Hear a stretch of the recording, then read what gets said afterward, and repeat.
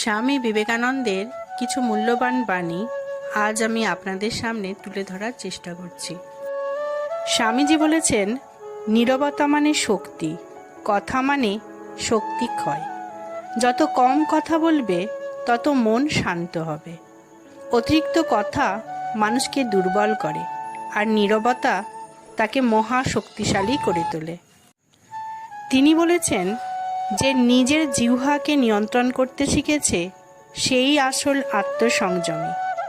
কথা দিয়ে নয়, কাজে মানুষকে বোঝাও, এটাই প্রকৃত নীরবতার শিক্ষা।